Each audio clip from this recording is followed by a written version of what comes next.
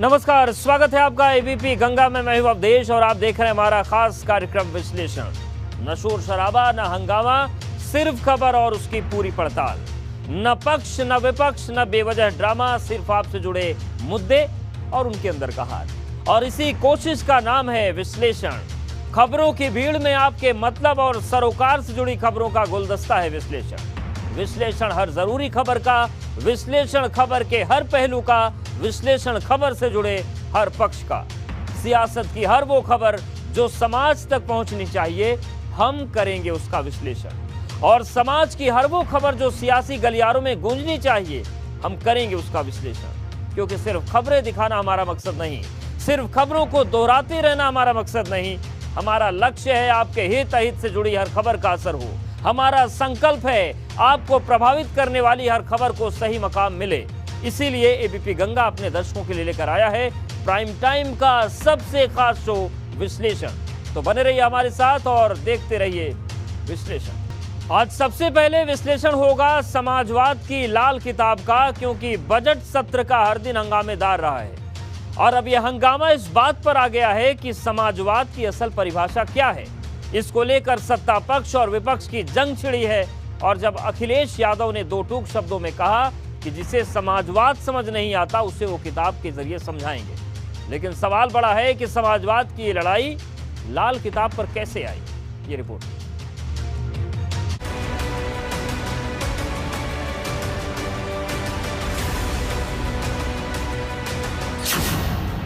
अखिलेश का समाजवाद वाला पाठ, पेंशन की लाल किताब। नेता सदन समाजवादी पेंशन को समाजवादी पार्टी की पेंशन समझ रहे थे। डेमोक्रेसी, सोशलिज्म, सेकुलरिज्म की बात। अखिलेश ने पूछे 3 सवाल। बजट सत्र के पहले दिन से शुरू हुई लड़ाई अब डेमोक्रेसी, सोशलिज्म और सेकुलरिज्म पर आ गई है, क्योंकि समाजवाद को लेकर जो तंज एक दिन पहले मुख्यमंत्री योगी ने अखिलेश पर कसा था, उस पर अब पलटवार करते हुए अखिलेश यादव ने मोर्चा खोल दिया है और साफ साफ शब्दों में कह दिया है कि जो समाजवाद को समझ नहीं पा रहे हैं, उनके लिए वो समाजवाद की किताब देंगे ताकि समाजवाद को समझने में कोई परेशानी ना हो। डेमोक्रेसी, सोशलिज्म, सेकुलरिज्म बीजेपी के लोगों को दोबारा पढ़ना चाहिए।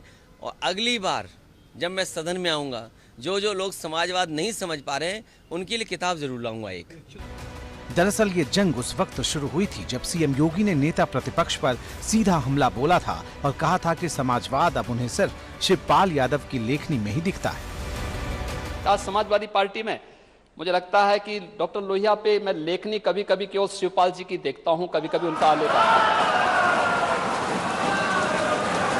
उनका आर्टिकल देखने को मिलता है।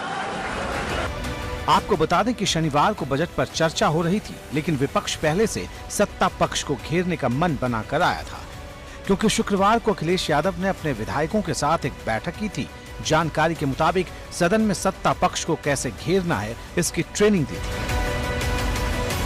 बजट के बारे में कुछ बिंदु होते हैं जो कई टर्म्स हैं जिनको समझना चाहिए, तो वो केवल जानकारी हासिल करने के लिए और सरकार किस तरीके से आंकड़ों से खेल रही है, ये आंकड़े समझा कर के बता रही विकास हो जाएगा। अरे आंकड़ों से विकास थोड़ी होता है, जमीन पर चीजें उतरे तब विकास होता है। अब बजट सत्र के 2 दिन बचे हैं, क्योंकि 31 मई को यह सत्र खत्म हो जाएगा। लेकिन जो लड़ाई सत्ता पक्ष और विपक्ष के बीच शुरू हुई है, वो कहां जाकर खत्म होगी, ये अपने आप में एक सवाल है। Bureau report, ABP Ganga. और अब विश्लेषण होगा विधान परिषद के चक्रव्यूह का, क्योंकि 20 जून को यूपी के उच्च सदन की सबसे बड़ी लड़ाई होने जा रही है। इस पर पूरे प्रदेश की नजर है, क्योंकि 6 जुलाई को 13 सदस्यों की सदस्यता खत्म होने वाली है। और इसमें सबसे बड़ा नुकसान समाजवादी पार्टी को और सबसे बड़ा फायदा भारतीय जनता पार्टी को होने वाला है, क्योंकि इस चुनाव के बाद सदन में विपक्ष की कुर्सी तो होगी, लेकिन उस पर कोई बैठेगा नहीं। ऐसा हम क्यों कह रहे हैं, ये रिपोर्ट देखिए और समझिए कि क्यों 20 जून के बाद बदलने वाला है विधान परिषद का इतिहास।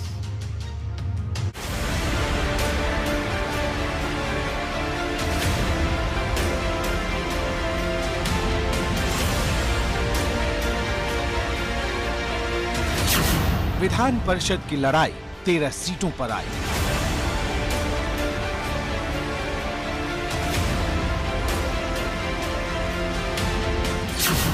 20 जून को बदल जाएगा इतिहास। उच्च सदन में कौन होगा पास?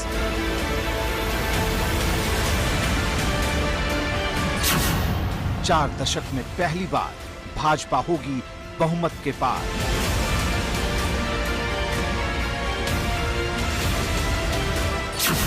साइकिल से छिन जाएगी विपक्ष की कुर्सी, चलेगी सिर्फ सत्ता पक्ष की मर्जी।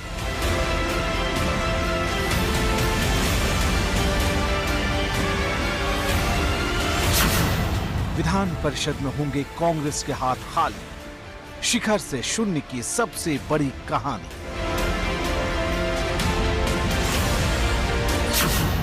थम जाएगी हाथी की चाल, सिर्फ एक सीट का सवाल। सबसे बड़ी जंग, सबसे बड़े महारथियों के संग।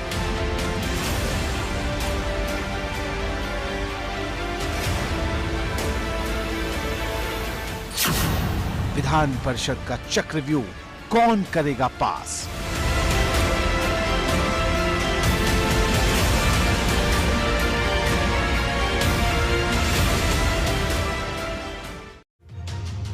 विधान परिषद का इतिहास 135 साल पुराना है, मतलब देश के आजाद होने से पहले का। लेकिन अब इस सदन पर भाजपा का राज होगा। लेकिन जो भाजपा सफलता के सबसे ऊंचे पायदान पर पहुंचने वाली है, 10 साल पहले उसके इस सदन में सिर्फ 7 सदस्य थे। और जिस कांग्रेस ने इस सदन पर सबसे ज्यादा राज किया, उसके हाथ इस बार खाली होने वाले हैं। मतलब इस बार कांग्रेस का सदन में कोई सदस्य नहीं होगा। लेकिन सबसे बड़ा सवाल है कि विपक्ष की कुर्सी का, जो इस चुनाव के बाद समाजवादी पार्टी से छिन जाएगी। उच्च सदन का गुणा भाग, एक एक सीट का हिसाब। विधान परिषद का नया दौर। देश के सबसे बड़े सूबे की सबसे बड़ी विधानसभा की लड़ाई खत्म होने के बाद सबसे बड़े विधान परिषद की जंग शुरू हो गई है। क्योंकि 6 जुलाई को 13 विधान परिषद सदस्यों का कार्यकाल खत्म हो रहा है और अब इन्हीं 13 सीटों के लिए 20 जून को चुनावी जंग होने जा रही है, जिसके लिए 2 जून से 9 जून तक नामांकन होगा और फिर 20 जून को वो रण होगा जिस पर पूरे प्रदेश की निगाहें टिकी हुई हैं। हालांकि जिन 13 सीटों पर चुनाव होना है, उनमें से 9 सीट पर भाजपा और 4 सीट पर सपा की जीत तय है, क्योंकि विधान परिषद की एक सीट जीतने के लिए 31 विधायकों की जरूरत होगी, जिसमें भाजपा गठबंधन के पास 273 और सपा गठबंधन के पास 125 विधायक हैं। विधान परिषद का ये चुनाव इसलिए भी अहम है कि इस जीत से भाजपा विधान परिषद में बहुमत के पार पहुंच जाएगी। लेकिन 10 साल पहले इसी सदन में भाजपा के पास सिर्फ 7 ही सदस्य थे। अब उसी सदन में भाजपा 81 की संख्या में पहुंचने जा रही है। क्योंकि मौजूदा समय की बात करें तो भाजपा के सदस्यों की संख्या 66 है। इनमें 6 सीटें अप्रैल और मई में खाली हुई, उसे जोड़ दें तो ये संख्या 72 तक पहुंच जाती है। और अगर जुलाई में खाली होने वाली 13 सीटों में से 9 सीटें भाजपा जीत लेती है, जिसकी पूरी संभावना है, तो विधान परिषद में भाजपा के सदस्यों की संख्या 81 हो जाएगी, जो अपने आप में एक रिकॉर्ड होगा। क्योंकि बीते 2 दशकों में किसी भी सत्ताधारी दल के सदस्यों की संख्या विधान परिषद में इतनी नहीं हुई है जितनी भाजपा की होने जा रही है। बहुत बहुत बधाई। आप जिम्मेदारी और बढ़ गई आपकी। जनता की सेवा करना ही जिम्मेदारी है। ये जनता जनार्दन का आशीर्वाद है, कार्यकर्ताओं की परिश्रम की पराकाष्ठा है। दरअसल जुलाई 2022 में बीजेपी के सदस्यों की संख्या विधान परिषद में 81 हो जाएगी, जो अपने आप में एक रिकॉर्ड होगा। वहीं जिस समाजवादी पार्टी की कभी विधान परिषद में 61 सीटें हुआ करती थी, वो विपक्ष की कुर्सी भी गंवाने की हालत में आ गई है। क्योंकि 6 जुलाई के बाद सपा के सदस्यों की संख्या 10% से घटकर 9% पर आ जाएगी, जो बीते 20 साल में अब तक की सबसे खराब स्थिति होगी। देखिए, रूल ये है, जो एक्ट है और परंपराएं हैं, यहाँ पर कम सदस्यों पर भी बने हैं। लगातार कम सदस्यों पर भी नेता विरोधी दल बने हैं और हमारे 9 सदस्य होंगे और उसमें बाकायदा एक्ट में लिखा है कि जिसकी अधिक संख्या विपक्ष की उसको मान्यता दी जाती है। समाजवादी पार्टी ने संजय लाठर को हटाकर लाल बिहारी यादव को नेता विपक्ष बनाया है, लेकिन सबसे बड़ा संकट देश की सबसे पुरानी पार्टी कांग्रेस के सामने है, जो पहली बार विधान परिषद में शून्य पर पहुंच जाएगी, क्योंकि कांग्रेस के एकमात्र एमएलसी दीपक सिंह का कार्यकाल भी खत्म होने जा रहा है। निश्चित रूप से कुछ गिरावट जरूर रही, लेकिन हम ये कह सकते हैं कि समय का चक्र घूमता है और समय चक्र घूमा है। ये सबसे खराब दौर से हम गुजरे हैं और ये इससे खराब होने सकता है। इसके बाद ये चक्र उल्टा चलेगा और जो कांग्रेस का पुराना काल रहा है, कांग्रेस पार्टी, हमें विश्वास है, हमारी पार्टी को विश्वास है, कार्यकर्ताओं को विश्वास है, फिर से पुराना चक्र वापस आएगा। 6 जुलाई 2022 वो तारीख होगी जब कांग्रेस उत्तर प्रदेश विधान परिषद में शिखर से शून्य पर पहुंच जाएगी, क्योंकि कांग्रेस के एकमात्र एमएलसी दीपक सिंह का कार्यकाल 6 जुलाई को खत्म हो रहा है और तब उत्तर प्रदेश विधान परिषद में कांग्रेस शून्य हो जाएगी। वहीं बहुजन समाज पार्टी की स्थिति विधान परिषद में भी विधानसभा जैसी ही होने वाली है। 2022 के चुनाव में बसपा ने सिर्फ एक ही सीट जीती थी और अब विधान परिषद में उसके 4 सदस्यों में से 3 का कार्यकाल खत्म होने वाला है, जिसके बाद सिर्फ एक ही सीट बचेगी। मतलब जिस पार्टी के पास कभी उच्च सदन में 59 सदस्य होते थे, उसके पास जुलाई में सिर्फ एक ही सदस्य बचेंगे। कभी किसी का भी समय जो है आ सकता है और बहुजन समाज पार्टी निश्चित रूप से काफ़ी गहन समीक्षा की, कहाँ से कमियां रह गई और फिर बहुजन समाज पार्टी फिर अपनी उन ऊंचाइयों को हासिल करने जा रही है जो 2007 से 12 में जो हासिल की थी। तो फिर निश्चित रूप से हम फिर आएंगे वहीं पे। मतलब 20 जून से विधान परिषद में नया दौर शुरू होने जा रहा है, जहां विपक्ष बेहद कमजोर दिखेगा और सदन में सिर्फ सत्ता पक्ष की चलेगी। लखनऊ से एबीपी गंगा के लिए अनुभव शुक्ला की रिपोर्ट।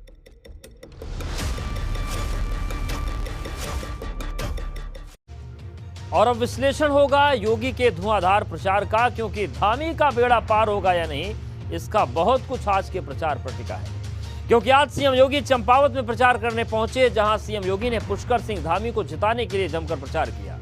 सीएम योगी ने कहा कि ये विधायक चुनने का नहीं बल्कि सीएम सुनने का चुनाव है। लेकिन बड़ा सवाल यह है कि क्या धामी इस अग्नि परीक्षा में पास हो पाएंगे।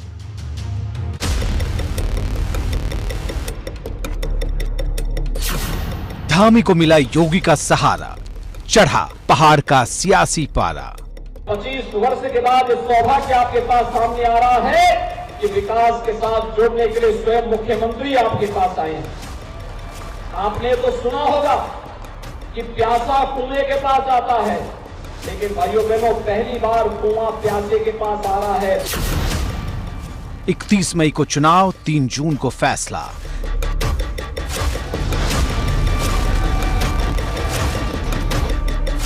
चंपावत का चुनाव फाइनल मोड पर आ गया है, क्योंकि मुख्यमंत्री पुष्कर सिंह धामी का क्या होगा, इसका फैसला 31 मई को होने वाले उपचुनाव से तय होने वाला है।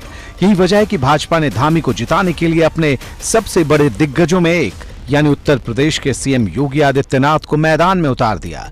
क्योंकि जब सीएम योगी चुनाव प्रचार करने पहुंचे तो पूरा चंपावत भगवा रंग से पटा दिखा।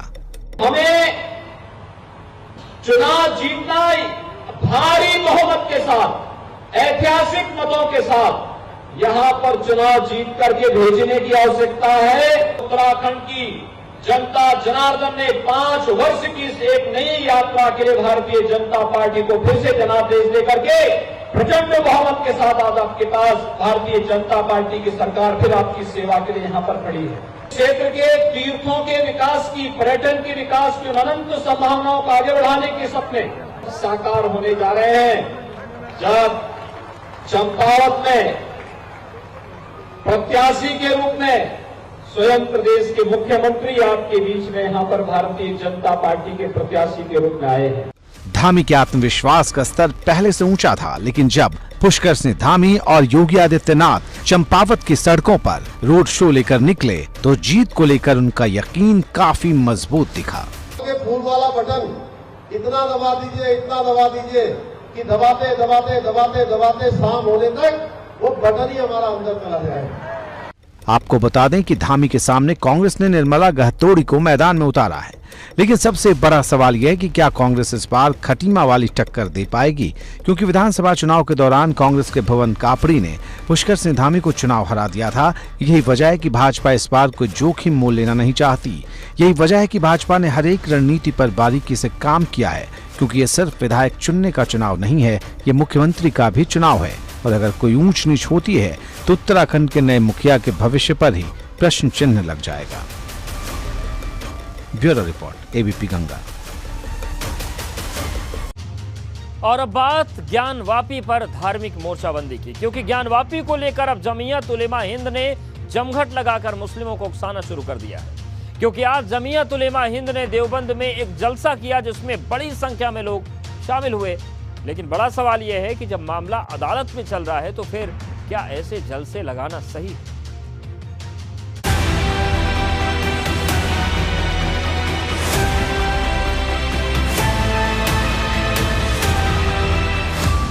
ज्ञानवापी पर जमीयत का जलसा, क्या अदालत के बाहर होगा फैसला?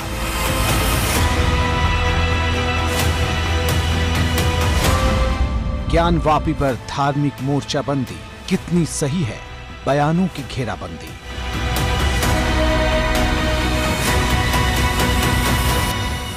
ज्ञानवापी में शिवलिंग है या फव्वारा, इसकी सुनवाई अदालत में चल रही है। लेकिन जमीयत उलेमा हिंद को अदालत की सुनवाई रास नहीं आ रही, क्योंकि जमीयत उलेमा हिंद ने देवबंद में जमघट लगाकर ज्ञानवापी के मुद्दे पर धार्मिक मोर्चाबंदी शुरू कर दी है, जिसकी गवाही दे रही है जलसे में उमड़ी इस भीड़ के बीच तमाम नेताओं के भाषण। अपनी ताकत दिखाने के लिए जमीयत उलेमा हिंद ने एक जलसा आयोजित किया। इसमें शामिल होने के लिए अलग अलग संगठनों के प्रतिनिधि पहुंचे थे। अब सवाल बड़ा हो गया है कि क्या ये जलसा देश के मुस्लिमों को उकसाने के लिए किया जा रहा है, क्योंकि जमीयत उलेमा हिंद के मुखिया को लगता है कि देश के मुसलमानों को दबाने की कोशिश हो रही है। भरा रहता था घर जिनसे, वो याद आते हैं घर वाले, जो घर को घर गए खाली, वो मेहमा याद आते हैं। हम लोग ऐसे मुश्किल हालात में आज हम यहाँ मौजूद हैं और हमारे बीच में हमारे बड़े दाग मुफारकत दे गए। आप पाकिस्तान के हथियार से हिंदुस्तान पर वार करेंगे और घड़ियाली आंसू भी बहाएंगे। इन आंसुओं पर कोई आपके नरम होने वाला नहीं है और ना कोई मरहम लगाने वाला है। सबसे बड़ा सवाल यह है कि क्या ये जलसा इत्तफाक है या फिर सोचे समझी चाल, क्योंकि 2 दिन पहले कट्टरपंथी इस्लामिक संगठन पीएफआई ने भी ज्ञानवापी मस्जिद के मुद्दे को उठाकर ऐसी बातें की थी जिसे मुसलमानों को उकसाने वाला माना गया। अब सवाल यह है कि जब मामला अदालत में चल रहा है तो फिर ऐसे जलसों में इस मुद्दे की चर्चा की क्या जरूरत? क्या जमीयत उलेमा हिंद को देश के कानूनी प्रक्रिया पर भरोसा नहीं है? Bureau report, ABP Ganga.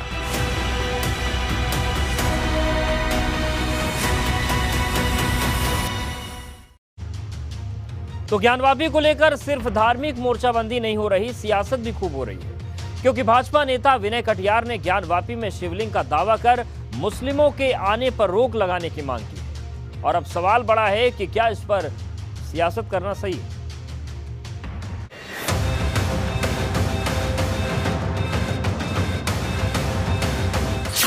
Gyanvapi में शिवलिंग या फव्वारा, सियासत का सबसे बड़ा अखाड़ा। विनय कटियार का बयान मच गया घमासान। क्या सियासत ने अपने लिए वोट बैंक का फॉर्मूला ढूंढ लिया है? क्या ज्ञानवापी विवाद के सहारे आने वाले चुनाव की सियासी बिसात बिछ गई है? क्योंकि ज्ञानवापी का मामला कोर्ट में है, लेकिन जिस तरह से इसको लेकर सियासत हो रही, उससे सवाल बड़ा हो गया कि क्या ज्ञानवापी वोट बैंक को साधने का एक नया हथियार है? ये सवाल भाजपा नेता विनय कटियार के इस बयान के बाद खड़ा हो गया। औरंगजेब ने जबरदस्ती कब्जा करके रखा था, बलात् का कब्जा कर लिया था उस आदमी ने। तो ऐसी स्थिति में तो वहाँ पर अब मुसलमानों को प्रवेश करने की भी अनुमति नहीं होनी चाहिए। और मैं फिर दोहराना चाहता हूँ, जिस व्यक्ति ने आरी चला दी भगवान के शिवलिंग के ऊपर, उसको काट रहा था, वो पकड़ा गया है, पुलिस के कस्टडी में है, लेकिन वो कस्टडी से काम नहीं चलेगा, उसके दोनों हाथ काट लेंगे। ज्ञानवापी में शिवलिंग है या फव्वारा, इसकी सुनवाई अदालत में हो रही है, लेकिन विनय कटियार ने अदालत के फैसले से पहले ही शिवलिंग की बात कहकर माहौल गर्म कर दिया, क्योंकि विनय कटियार ने सिर्फ शिवलिंग की बात ही नहीं कही, मुसलमानों के प्रवेश पर रोक लगाने की भी मांग कर डाली। विनय कटियार ने कहा है कि मुस्लिमों का ज्ञानवापी मस्जिद पर प्रवेश में रोक लगाई जाए। ऐसा उन्होंने इसलिए कहा है कि उनका आरोप है कि एक मुस्लिम युवक ने जो शिवलिंग ज्ञानवापी मस्जिद के अंदर मिली है उसको नुकसान पहुंचाने की कोशिश की है और इसी आरोप में उस युवक को पुलिस ने गिरफ्तार किया है। ऐसे में अगर बात करें तो अब विनय कटियार का यह कहना है कि उस युवक के दोनों हाथ काट दिए जाने चाहिए और जितने भी मुस्लिम हैं उनकी ज्ञानवापी मस्जिद पर पाबंदी लगा देनी चाहिए। हालांकि ज्ञानवापी को सियासत के लिए इस्तेमाल करने वाले विनय कटियार पहले नेता नहीं है। असदुद्दीन ओवैसी और सपा नेता शफीकुर रहमान बर्क भी विवादित बयान दे चुके हैं। शरीफे के मोमिन वो है जो 2 बार एक सुराख से नहीं डसा जाता। अब हम दोबारा नहीं इनको डसने देंगे।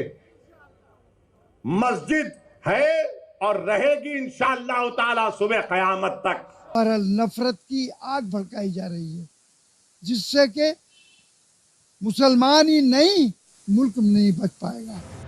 अब सवाल बड़ा है कि क्या आने वाले समय में ज्ञानवापी का मामला भी अयोध्या की तरह हो जाएगा, क्योंकि ये मामला सिर्फ एक जमीन के टुकड़े का नहीं, आस्था से जुड़ा है। Bureau report, ABP Ganga.